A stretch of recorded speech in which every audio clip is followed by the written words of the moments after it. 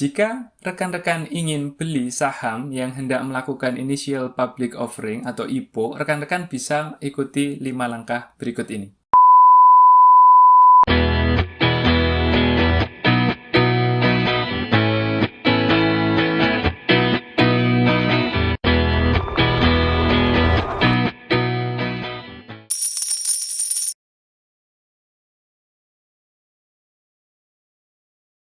Hal pertama yang rekan-rekan harus lakukan adalah melakukan registrasi. Registrasinya di mana? Di websitenya eIPO. Tulisannya e-ipo.co.id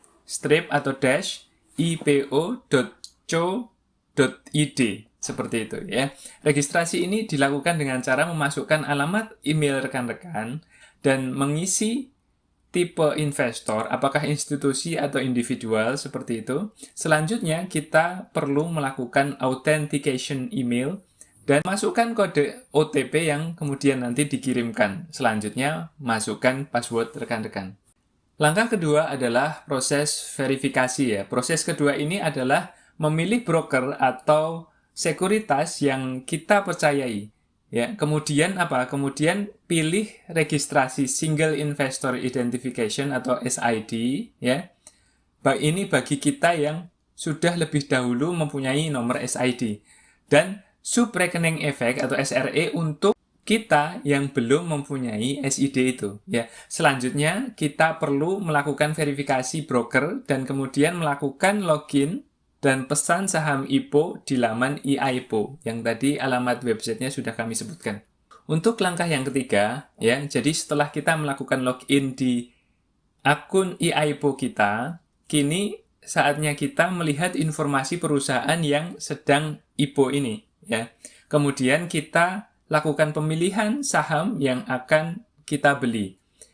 Silahkan klik tombol More Info, ya seperti itu. Tekan tombol Place Order, ya. Lalu kemudian selanjutnya mengisi formulir yang ada, ya, formulir pemesanan seperti itu. Kemudian klik Send. Lalu kemudian masukkan kode OTP yang telah dikirimkan pada rekan-rekan. Langkah yang keempat adalah terkait dengan rekening dana nasabah. Ya, hal yang tidak kalah penting sebelum membeli saham ini adalah bahwa rekan-rekan harus memiliki saldo di RDN atau rekening dana nasabah tadi itu. Ya, pihak perusahaan akan menghubungi kita ya melalui email ya untuk persetujuan pembelian saham. Jika kita selesai melakukan verifikasi, maka pembelian saham IPO ini dapat langsung disetujui. Nah, selanjutnya kita perlu membaca dan menyetujui prospektus di masa book building. Lalu kemudian langkah kelima adalah tentang menerima saham IPO ini ya. Bagi kita yang sudah teregistrasi tadi, kita bisa melihat penjatahan dari proses pembelian saham IPO dengan mengklik bagian history.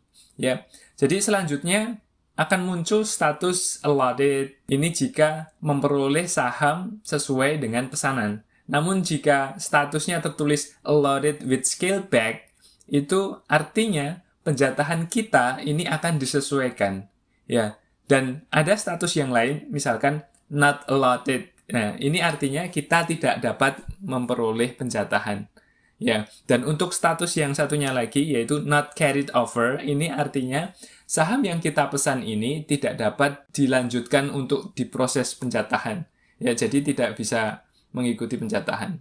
Jadi kira-kira seperti itu ya, semoga berguna. Ya, lebih jelasnya rekan-rekan tinggal masuk ke e-strip atau -ipo.co.id. Nah, di sana akan ada banyak keterangan. Ya, rekan-rekan tinggal klik seperti itu, mudah ya. Kalau lupa, kembali ke video ini lagi, didengarkan lagi. Saya rasa cukup sekian, sampai jumpa di pertemuan berikutnya.